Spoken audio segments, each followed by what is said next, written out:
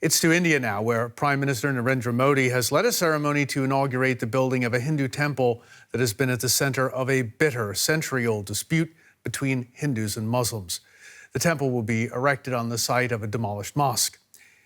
The Ayodhya temple site was being heavily guarded ahead of that inauguration. Coronavirus restrictions mean that the ceremony is low-key and not open to regular worshippers. The mosque, once on that site, was torn down by Hindu nationalist mobs in 1992. That's file footage there. There are fears that putting a Hindu temple in its place will reignite tensions between the two communities. For more on this, let's go now to DW's Namisha Jaiswal joining us from Delhi. Good day to you, Namisha.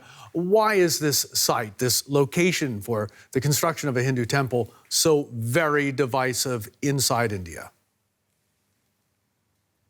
Well, Brian, Hindus believe that the site marks the place where Lord Ram, a revered Hindu god, was born and claim it as such. So the beginning of this construction is seen as a way for the community to reclaim a space that they felt was originally theirs. Of course, this was contentious because there was a mosque built there which was demolished 3 decades ago. Now, the campaign for the building of this temple has been 3 decades long and has also accompanied and has been closely tied to the rise of Prime Minister Narendra Modi's BJP. The starting of this construction is seen as the delivery of a key poll promise by the BJP. The date of this construction's initiation is also significant and also ties to another key poll promise. Exactly 1 year ago today, the Narendra Modi government abrogated the special status of Kashmir and removed its semi-autonomous status.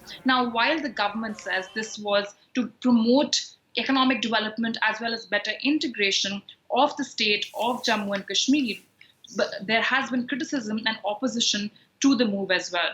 We can hear more about this criticism in the report here. Outrage in the Indian Parliament. On August 5th last year, the Indian government stunned opposition lawmakers by announcing it was revoking Kashmir's semi-autonomy, the basis of the region's complex relationship with India for decades. The special status of Jammu and Kashmir is going to be automatically null and void. The Hindu nationalist government said the move was necessary to spur economic development and to better integrate the region with the rest of the country. The opposition was shocked. Today, the ruling party BJP has buried the constitution and the democracy. As a result, 7 million people in the Kashmir Valley were put under lockdown. For months, the government severely restricted freedom of movement and banned gatherings. It cut landlines and mobile phones and even shut down the internet. Thousands of people were arrested, including 3 former chief ministers. Reportedly, hundreds of people still remain under house arrest or behind bars, mostly without charge. There are also reports of torture. Indian authorities deny the allegations. Neighboring Pakistan still condemns India's actions. Since the 5th of August, the illegal measures taken by India, there is a new fervor, there's a new wave of resentment against the atrocities being committed across the LOC. Be rest assured, the people of Pakistan stand with you. And he adds, Kashmir will be part of Pakistan. Inshallah, Kashmir banega Pakistan. At the anniversary of the autonomy revocation, the Kashmir conflict seems as far from resolution as ever. And little seems to have changed in the region itself. Fearing violent protests, the government has again imposed a new curfew. Namisha, 1 year after Kashmir had its autonomy revoked by Delhi, can you tell us more about what's changed for the people there, for Kashmiris?